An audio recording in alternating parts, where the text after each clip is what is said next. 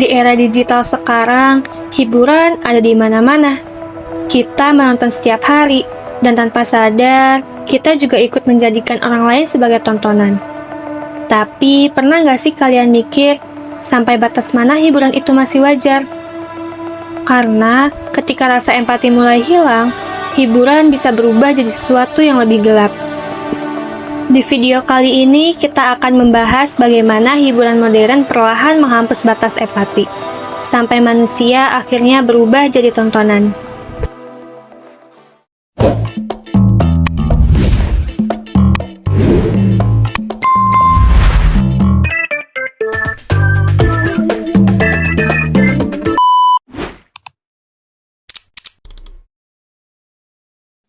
Kalian mungkin pernah tertawa ketika melihat seseorang dipermalukan di layar TV atau di layar gadget kalian, atau merasa terhibur ketika konflik orang lain menjadi tontonan.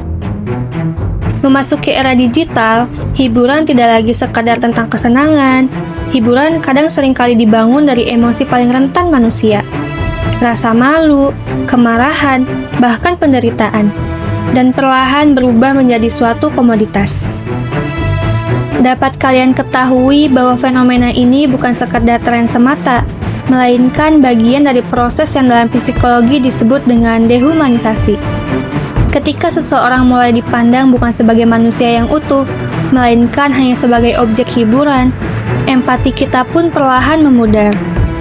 Penelitian dari Keith Haley, Anne Burnau, dan Kotoyl tahun 2022 dengan judul Trend, Insight, and Challenge dalam jurnal Trend in Cognitive Science menunjukkan bahwa dehumanisasi bisa muncul secara halus melalui cara media menampilkan individu, bukan sebagai pribadi dengan perasaan, tetapi sebagai konten yang dinilai dari seberapa menarik konten itu ditonton.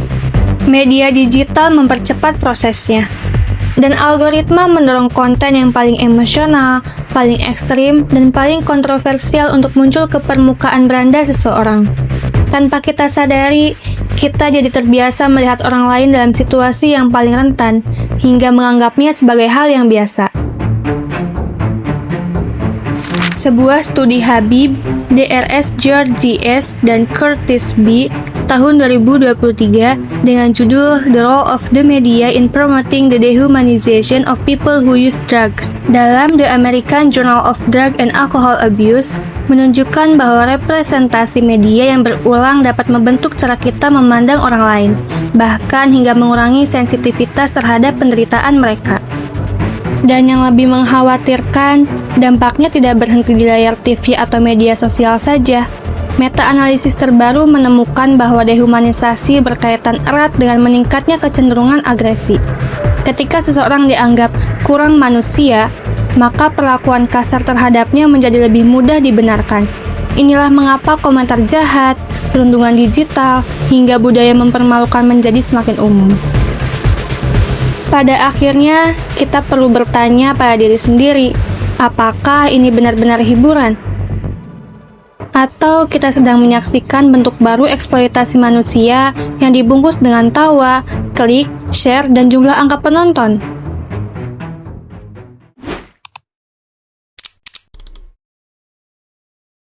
Tidak terbayangkan sebuah masa ketika manusia benar-benar dipertontonkan seperti hewan. Di abad ke-19 hingga awal abad ke-20, praktik yang dikenal sebagai human zoo menjadi hiburan populer di Eropa dan Amerika. Individu dari berbagai wilayah, terutama dari Afrika dan Asia, dipamerkan dalam ruang publik, dipaksa menjalani kehidupan sehari-hari di depan penonton yang datang untuk melihat mereka. Mereka tidak dilihat sebagai individu dengan identitas dan martabat, melainkan sebagai objek eksotis yang mempresentasikan narasi superioritas budaya Barat. Dalam kajian sejarah dan antropologi Arnold K. tahun 2011 dengan judul The Human Zoo After Abu Ghraib, Performance and Subalternity in the Camp Era, dalam Tilburg Papers in Culture Studies, bahwa fenomena ini disebut sebagai living ethnographic exhibition, di mana manusia direduksi menjadi simbol keunikan atau bahkan keanehan budaya tertentu. Namun, yang lebih mengkhawatirkan yaitu bahwa praktik ini tidak sepenuhnya hilang, akan tetapi hanya berubah bentuk. Dalam konteks modern, terutama di era digital, konsep human zoo muncul kembali dalam bentuk yang lebih halus dan tersembunyi.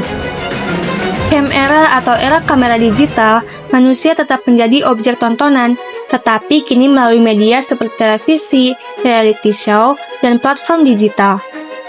Perbedaannya, kandang fisik telah digantikan oleh layar, dan penonton tidak lagi harus hadir secara langsung, cukup dengan satu klik dan scroll. Transformasi ini menunjukkan bahwa logika dasar dari human zoo masih bertahan, adanya tatapan yang menempatkan individu sebagai objek untuk diamati, dinilai, dan dikonsumsi. Dalam studi budaya, hal ini dikenal sebagai gaze, yaitu cara pandang yang tidak netral, melainkan syarat dengan kekuasaan dan dominasi. Dahulu, tatapan ini bersifat kolonialisme karena menempatkan kelompok tertentu sebagai primitif atau berbeda. Kini, tatapan tersebut dimediasi oleh teknologi, tetapi tetap mempertahankan pola yang sama, yaitu mengobjektifikasi manusia demi hiburan. Media digital bahkan tidak hanya memperkuat fenomena ini melalui mekanisme algoritma. Konten yang menampilkan sesuatu yang tidak biasa, ekstrim, atau emosional cenderung lebih menarik perhatian. Dalam konteks ini, individu yang tampil dalam konten seringkali terjebak dalam posisi ambigu, sehingga mereka tampak memiliki kontrol, tetapi sebenarnya berada dalam sistem yang mendorong mereka untuk terus mempertontonkan diri demi eksistensi dan popularitas. Arnold menyebut kondisi ini sebagai bentuk baru dari subjektivitas yang termediasi, di mana batas antara ekspresi diri dan eksploitasi menjadi semakin buram. Dengan demikian, perjalanan dari human zoo ke era digital bukanlah sekedar perubahan teknologi, melainkan transformasi cara manusia memandang manusia lain. Jika dahulu manusia dipertontonkan secara fisik dalam ruang terbatas, kini mereka dipamerkan dalam ruang digital yang tidak memiliki batas. Dan pertanyaannya menjadi semakin relevan. Apakah kita benar-benar telah meninggalkan praktik dehumanisasi itu, atau justru menghidupkannya kembali dalam bentuk yang lebih modern dan tidak kasat mata?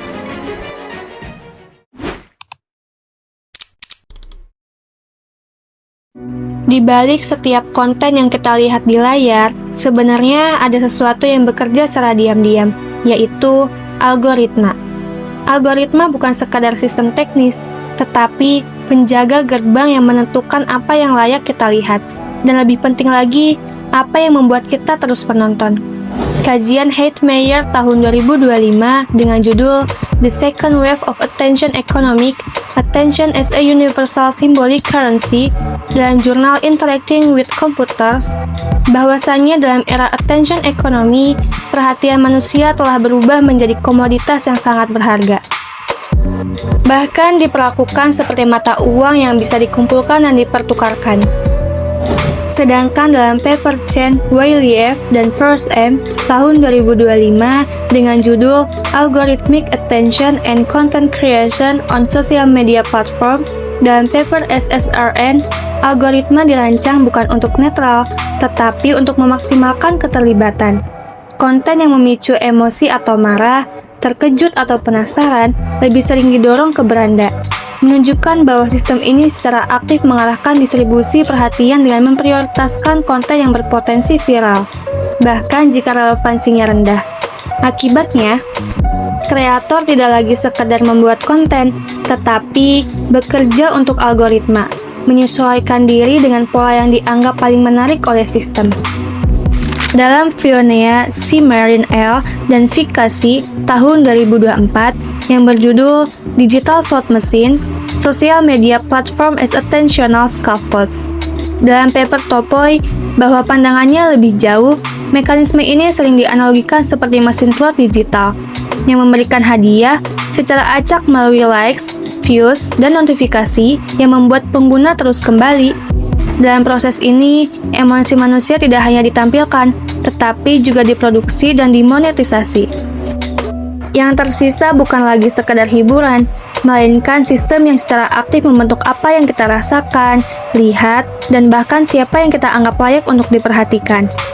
Platform digital tidak hanya menampilkan konten, mereka mengatur apa yang kita lihat, dan seringkali konten ekstrim lebih cepat viral. Dalam attention economy, semakin kontroversial suatu konten, semakin tinggi nilainya. Akibatnya, manusia tidak lagi dilihat sebagai individu, melainkan sebagai konten.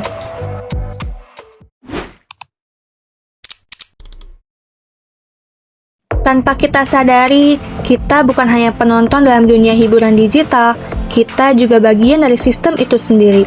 Setiap kali kita menonton, menyukai, berkomentar, atau membagikan sebuah konten, kita sedang berpartisipasi dalam apa yang disebut sebagai engagement.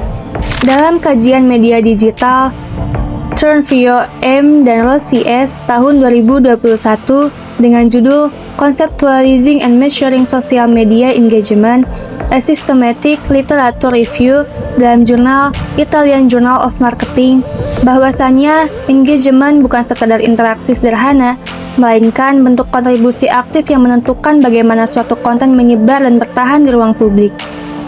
Masalahnya, keterlibatan ini tidak netral. Penelitian Business Head H. Dolan R.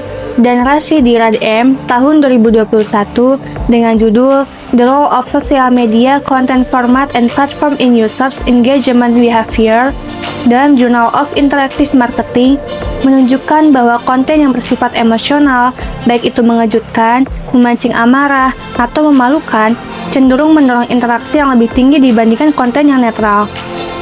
Artinya, ketika kita tertarik pada konten yang ekstrim, kita secara tidak langsung ikut memperkuat keberadaan konten tersebut. Bahkan, dalam ekosistem attention economy, kajian Zygmunt A. Saya M. Kobzowski T. and Urban B. tahun 2024 dengan judul The Attention Economy, How Influencers are Redefining Marketing Engagement. Dalam paper SSRN, perhatian kita menjadi sumber daya utama yang terus diperebutkan oleh platform dan kreator. Di titik ini, batas antara penonton dan pelaku menjadi semakin tipis. Kita tidak hanya mengkonsumsi hiburan, tetapi juga membantu menentukan bentuk hiburan seperti apa yang akan terus diproduksi. Setiap klik adalah sinyal, setiap tontonan adalah dukungan, dan tanpa disadari, kita ikut membangun ruang digital yang mungkin justru mempertontonkan sisi paling rentan dari manusia. Maka dari itu ada pertanyaan. Pertanyaannya bukan lagi siapa yang salah, tetapi sejauh mana kita menyadari bahwa kita semua terlibat. Masalahnya, ini bukan hanya tentang mereka yang membuat konten, ini juga tentang kita yang menonton, menyukai, dan membagikannya. Setiap klik adalah dukungan, setiap view adalah validasi. Hiburan tidak selalu salah, tapi ketika hiburan dibangun di atas penderitaan manusia, kita perlu bertanya. Di balik setiap layar, ada manusia. Dengan emosi, dengan luka, dengan martabat. Pertanyaannya bukan lagi, apa yang kita tonton? Tapi, siapa yang kita jadikan tontonan? Kalau kalian setuju atau punya pandangan lain, tulis di kolom komentar ya. Jangan lupa like, subscribe, dan share ya. Sampai ketemu di video berikutnya.